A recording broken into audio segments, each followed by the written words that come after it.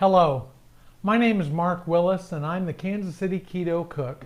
I started a keto journey with my family and it has been absolutely revolutionary. It has changed us, it has helped us to get healthy, it's helped us to be more active. And so we wanted to share some of the recipes that we use on our keto journey to make that journey better. We decided right from the beginning that if we were going to do this, we still wanted to eat foods that were delicious, foods that we looked forward to eating, but also foods that fit in our keto lifestyle, foods that were high in fat, low in carbs, but that tasted delicious. You know, one of the companies that we use quite a bit is Lakanto.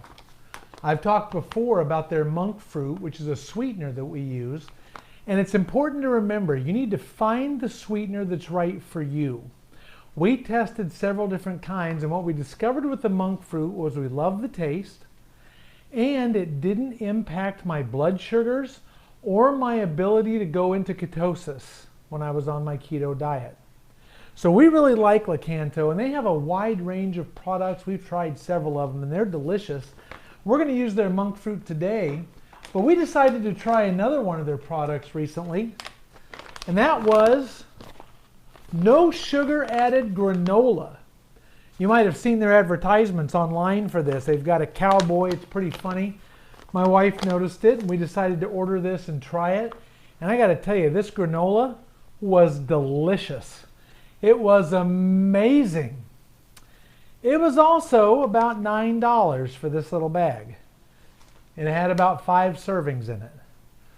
And I said, man, I really love that granola flavor, but there's got to be a better way to make that. So I started looking to see if I could make it on my own, and I found a recipe that we really like. And I wanted to share that with you today for a granola that is keto friendly. It's got lots of good fat. It's low in carbs. It's got protein in it.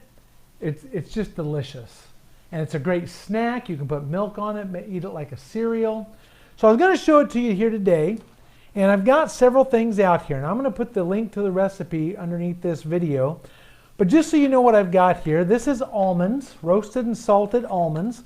I've got roasted and salted organic hazelnuts. I've got pecans, and a lot of my bags you'll see are from nuts.com. We order quite a bit of our nuts from there.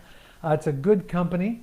I've also got pumpkin seeds, sunflower seeds. Then we're going to use some monk fruit.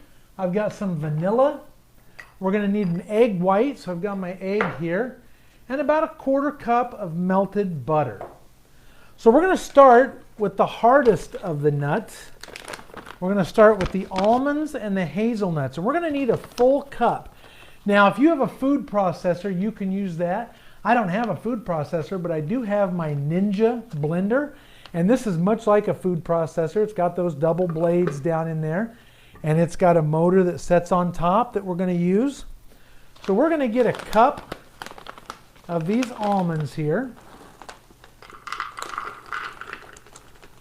About a cup in there. Just dump those in. And then we're going to get a cup of the hazelnuts.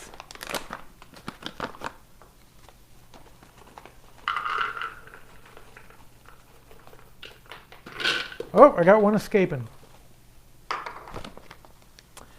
And we're just going to grind those up. Now, you don't want to be on these in the food processor or your blender.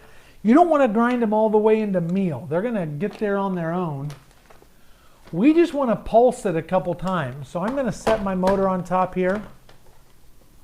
And we're going to hit this once, twice, 3 times. And then we're going to add some more nuts. Now we're going to add our pecans. We put the other 2 nuts in first because they're a harder nut. The pecan is a softer nut, so it's going to grind up easily. So we don't want it to be ground up as much. I'm going to add a cup of pecans. And again, we're going to give it a couple pulses here.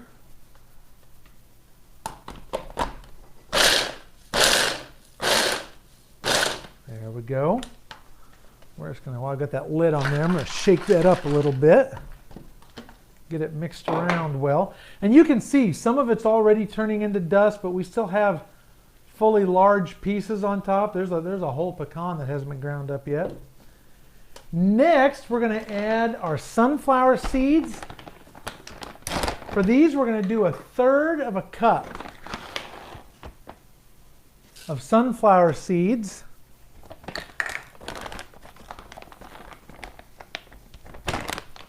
And then we're going to do 1/3 of a cup of pumpkin seeds.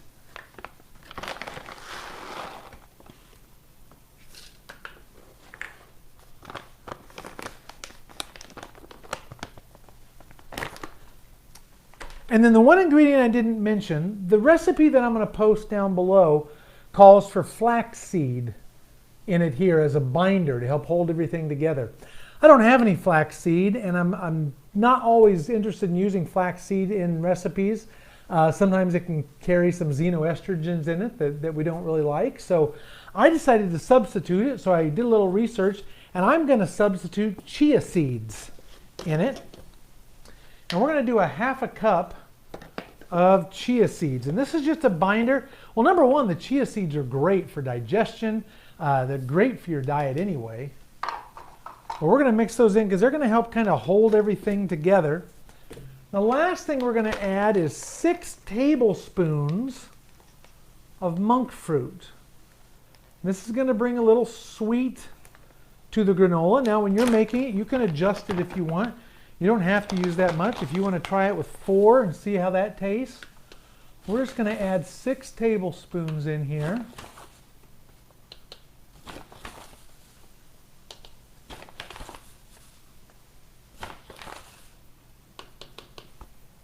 There we go.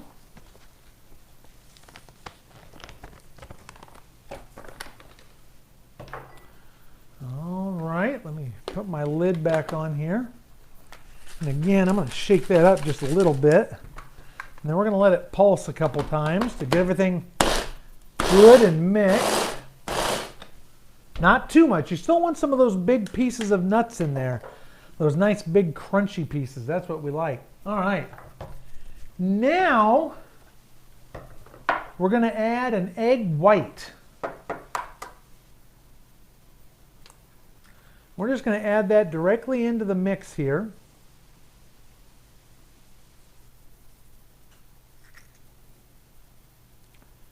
Try to get all the goodness off of it here.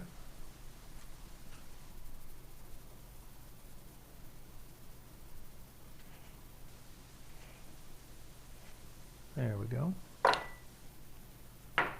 And our 1/4 cup of butter, to which I am going to add a teaspoon of vanilla.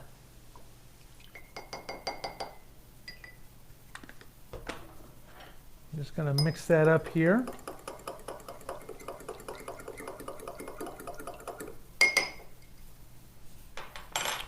And we're trying to just pour that into our mixture, right into the food processor or your blender there. All righty.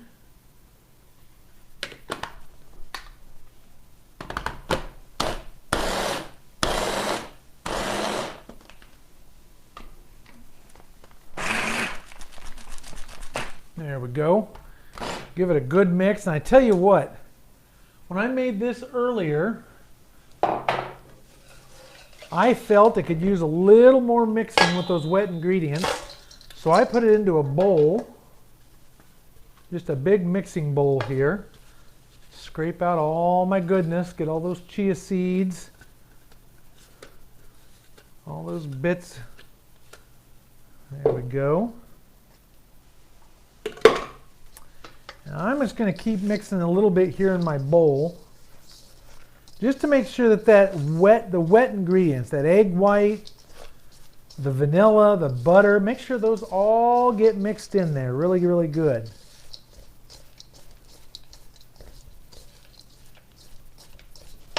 All right. I know what I forgot already. I forgot my cookie sheet. Going to get a cookie sheet, and you can put wax paper or parchment paper down on the cookie sheet.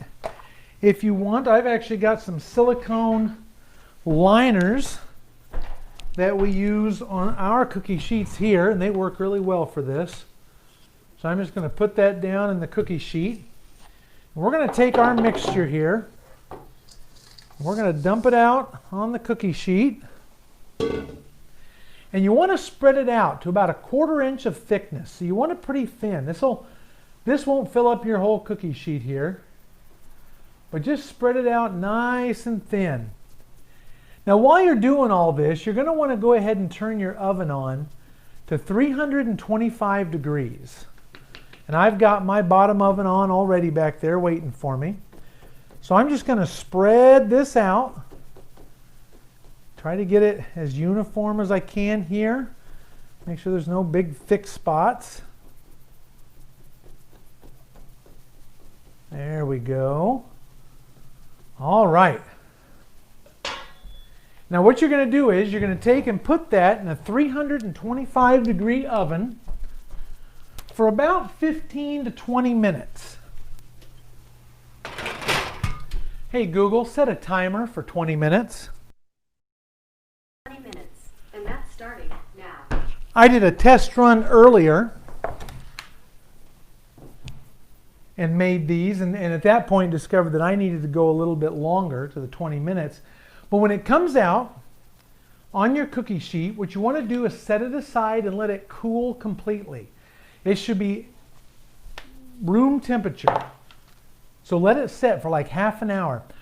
When you first pull it out of the oven, the granola is still going to be warm and it's going to be fairly malleable. We want it to dry and cool so that it'll crisp up. So by the time it gets to this point, you can see I can pick that whole section up there. But we're going to break off a piece of it. And you can see it breaks off, and you can kind of see, let me give you a close-up here of what that looks like. There we go. You can see you've got your seeds in there, you've got your nuts in there.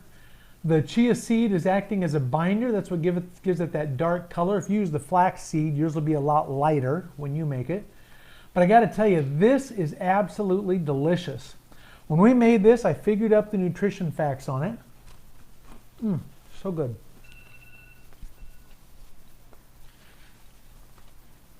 And for a half a cup of this granola, it's 370 calories, but it's 33 grams of fat and only three net carbs. There's 8 total carbs and about 5 grams of fiber in a half a cup. It also brings 10 grams of protein. So this is a great snack when you're on keto. It fills you up. All those fats are going to make you feel full. It's delicious. It's got that vanilla in there, that butter, that monk fruit. Has a nice light sweet flavor to it. And it's great as a snack, as a cereal. You can crumble this up and put it on ice cream. We made ice cream back in one of our very first videos. Crumble this up and put it over the top of your ice cream. It's a great treat. I hope you'll give this granola a try. I'm going to leave a link down below to the recipe. As I said, the recipe does use flax seed instead of chia seed. Try either one. If you have flax seed, if you're able to eat that okay, go ahead and use that. If you want to try the chia seed, or if you try something else, if you try this recipe and have a different variants for us, go ahead and give us a note down below and say how you made it. We'd love to hear that from you. I hope you'll give this granola a try. This is really delicious stuff. Until we see you again, good eating.